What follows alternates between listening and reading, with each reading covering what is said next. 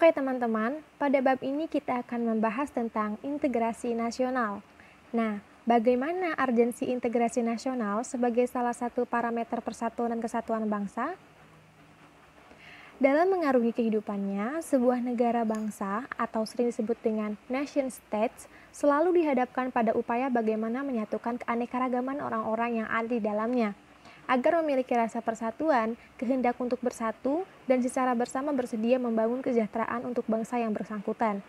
Oleh karena itu, bagaimana mungkin suatu negara bisa membangun jika orang-orang yang ada di dalamnya tidak ingin bersatu, tidak memiliki rasa persatuan sebagai satu kesatuan, dan tidak bersedia mengikat diri sebagai satu bangsa?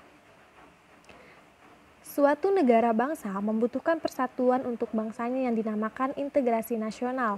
Dapat dikatakan bahwa sebuah negara bangsa yang mampu membangun integrasi nasionalnya akan memperkokoh rasa persatuan dan kesatuan bangsa-bangsa yang ada di dalamnya. Integrasi nasional merupakan salah satu tolak ukur persatuan dan kesatuan bangsa. Nah, pada bab ini kita akan membahas tentang integrasi nasional. Di slide selanjutnya akan ada makna integrasi nasional dan apa saja urgensi dari integrasi nasional itu sendiri. Nah, bisa teman-teman lihat di sini ada beberapa pengertian dari para ahli. Namun sebelumnya izinkan saya untuk sedikit mengulas tentang integrasi nasional. Mari kita telusuri istilah dari integrasi nasional itu. Kita dapat menguraikan istilah tersebut dari dua pengertian, secara etimologi dan secara terminologi. Apa pengertian dari secara etimologi? Pengertian dari etimologi adalah studi yang mempelajari asal-usul kata, sejarahnya, dan juga perubahan yang terjadi Etimologi adalah studi yang mempelajari asal-usul kata, sejarahnya, dan juga perubahan yang terjadi dari kata itu. Pengertian etimologi dari integrasi nasional berarti mempelajari asal-usul kata pembentuk istilah tersebut. Nah, secara etimologi, integrasi nasional terdiri dari dua kata, yaitu integrasi dan nasional. Sekarang kita telusuri pengertian integrasi nasional secara terminologi. Terminologi dapat diartikan penggunaan kata sebagai suatu istilah yang telah dihubungkan dengan konteks tertentu. Konsep integrasi nasional dihubungkan dengan konteks tertentu dan umumnya dikemukakan oleh para ahli. Berikut ini disajikan beberapa pengertian integrasi nasional dalam konteks Indonesia dari para ahli atau penulis. Bisa teman-teman lihat, di sini ada beberapa para ahli yang memberikan suatu gagasannya atau pengertian dari integrasi nasional itu sendiri. Dimulai dari Syafaruddin Bahar, beliau memberi suatu gagasan bahwa integrasi nasional itu memiliki pengertian yang seperti ini. Upaya menyatukan seluruh unsur suatu bangsa dengan pemerintah dan wilayahnya. Lalu, menurut Riza Nur Arfani, beliau mengatakan bahwa pengertian integrasi nasional merupakan pembentukan suatu identitas nasional dan menyatukan berbagai kelompok sosial dan budaya ke dalam suatu kesatuan wilayah. Lalu kemudian, menurut Zuliati Suroyo, bahwa pengertian integrasi nasional merupakan bersatunya suatu bangsa yang menempati wilayah tertentu dalam suatu negara yang berdaulat. Kemudian, menurut Ramlan Sarbakti, bahwa pengertian integrasi nasional merupakan proses penyatuan berbagai kelompok sosial, budaya dalam suatu kesatuan wilayah, dan dalam suatu identitas nasional. Nah, sekarang secara berkelompok, kita bisa mempelajari lebih jauh dari definisi itu sendiri. Istilah integrasi nasional dalam bahasa Inggrisnya adalah national integration. Integration berarti kesempurnaan atau keseluruhan. Kata ini berasal dari bahasa Latin integer, yang berarti utuh atau menyeluruh. Berdasarkan arti etimologisnya itu, integrasi dapat diartikan sebagai membaur hingga menjadi kesatuan yang utuh dan bulat. Nation artinya bangsa.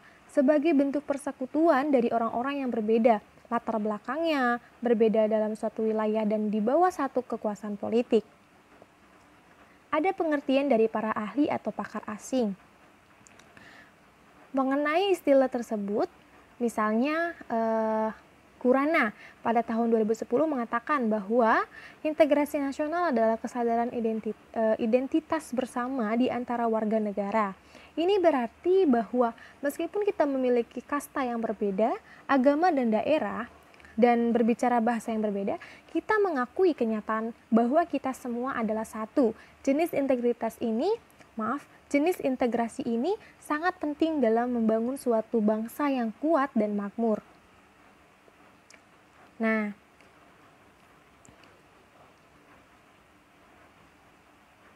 selanjutnya kita akan menelusuri jenis-jenis integrasi. Nah, di sini ada jenis integrasi. Tentang pengertian integrasi ini, Myron Weiner dalam Ramlan Surbakti pada tahun 2010 lebih cocok menggunakan istilah integrasi politik daripada integrasi nasional. Menurutnya, integrasi politik adalah penyatuan masyarakat dengan sistem politik. Integrasi politik dibagi menjadi 5 jenis, yakni 1. Integrasi bangsa, 2. Integrasi wilayah, 3. Integrasi nilai, 4. Integrasi elit massa, dan 5. Integrasi tingkah laku atau sering disebut dengan perilaku integratif. Nah, uraian secara berturut-turut sebagai berikut. Teman-teman bisa melihatnya bahwa di sini ada 5 jenis integrasi. Yang pertama adalah integrasi bangsa. Integrasi bangsa menunjukkan pada proses penyatuan berbagai kelompok budaya dan sosial dalam suatu kesatuan wilayah dan dalam suatu pembentukan identitas nasional. Kemudian ada integrasi wilayah. Integrasi wilayah menunjuk pada masalah pembentukan wewenang kekuasaan nasional pusat di atas unit-unit sosial yang lebih kecil yang beranggotakan kelompok-kelompok sosial budaya masyarakat tertentu. Kemudian ada integrasi elit massa. Integrasi elit massa menunjukkan pada masalah penghubungan antara pemerintah dengan yang diperintah, mendekatkan perbedaan-perbedaan mengenai aspirasi dan nilai pada kelompok elit dan massa. Kemudian di sini ada integrasi nilai. Integrasi nilai menunjuk pada adanya konsensus terhadap nilai yang minimum yang diperlukan dalam memelihara tertib sosial. Kemudian yang terakhir adalah integrasi tingkah laku atau sering disebut dengan perilaku integratif. Menunjuk pada penciptaan tingkah laku yang terintegrasi dan yang diterima demi mencapai tujuan bersama.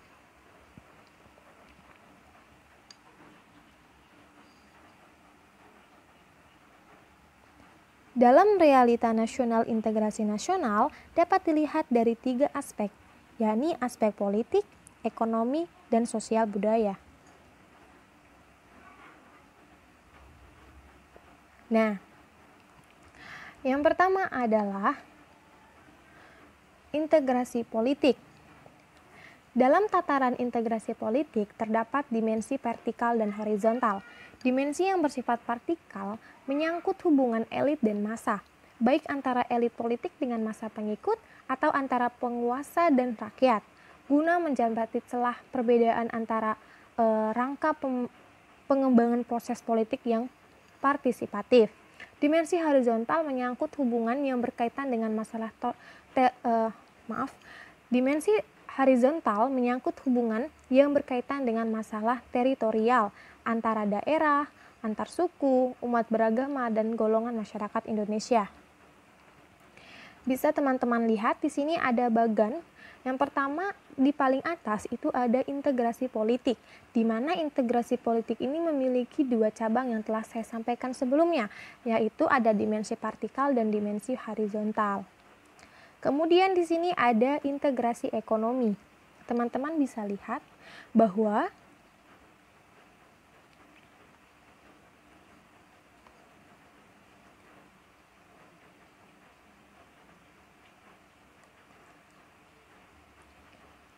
Lalu kemudian di sini ada integrasi ekonomi, bahwa teman-teman bisa melihat bahwa integrasi ekonomi berarti terjadinya saling ketergantungan antara daerah dalam upaya memenuhi kebutuhan hidup rakyat.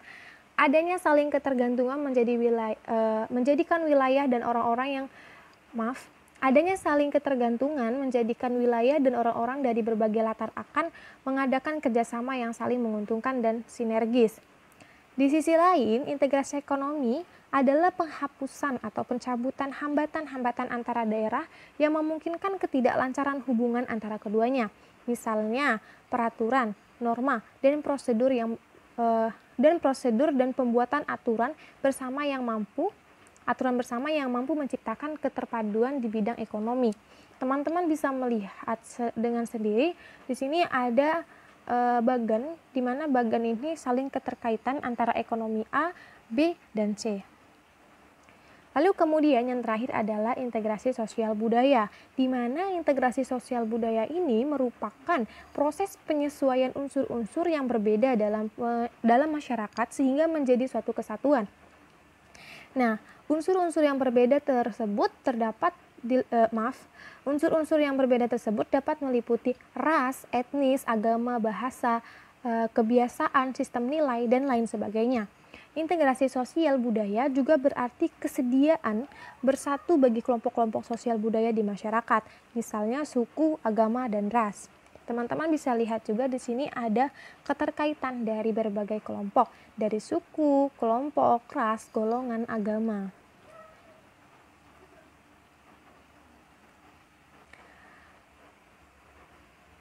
Lalu di sini ada pentingnya integrasi nasional. Menurut Myron Weiner dalam Surbakti 2010, dalam negara merdeka, faktor pemerintah yang berkeabsahan merupakan hal penting bagi pembentukan negara bangsa. Hal ini disebutkan tujuan negara hanya akan dapat dicapai apabila terdapat suatu pemerintah yang mampu menggerakkan dan menggerahkan seluruh potensi masyarakat agar mau bersatu dan bekerja sama. Kemampuan ini tidak hanya dapat dijalankan melalui kewenangan menggunakan kekuasaan fisik yang sah, tetapi juga persetujuan dan dukungan rakyatnya terhadap pemerintah itu. Jadi, diperlukan hubungan yang ideal antara pemerintah dengan rakyatnya, sesuai dengan sistem nilai dan politik yang disepakati. Hal demikian memerlukan integrasi politik. Negara bangsa baru seperti halnya Indonesia, setelah tahun 1945, membangun integrasi juga menjadi tugas penting. Ada dua hal yang dapat menjelaskan hal ini. Pertama, pemerintah kolonial Belanda tidak pernah memikirkan tentang perlunya membangun kesetiaan nasional dan semangat kebangsaan pada rakyat Indonesia. Penjajah lebih mengutamakan membangun kesetiaan pada penjajah itu sendiri dan guna kepentingan integrasi kepribadian kolonial. Jadi, setelah merdeka, kita perlu menumbuhkan kesetiaan nasional. Jadi setelah merdeka kita perlu menumbuhkan kesetiaan nasional melalui pembangunan integrasi bangsa. Lalu yang kedua di sini ada bagi negara-negara baru teruntuk integrasi ini juga menjadi masalah pelik, bukan saja karena perilaku pemerintah kolonial sebelumnya, tetapi juga latar belakang bangsa yang bersangkutan. Negara bangsa atau nation states merupakan negara yang di dalamnya terdiri dari banyak suku yang selanjutnya bersepakat bersatu dalam suatu bangsa yang besar. Suku-suku itu memiliki pertalian primordial yang merupakan unsur negara dan telah menjelma menjadi kesatuan etnik yang selanjutnya menuntut pengakuan dan perhatian pada tingkat kenegaraan. Ikatan dan kesetiaan etnik adalah suatu hal yang alami, bersifat primer. Adapun kesetiaan nasional bersifat sekunder, bila ikatan etnik ini tidak diperhatikan atau terganggu, maka akan mudah dan akan segera kembali kepada kesatuan asalnya.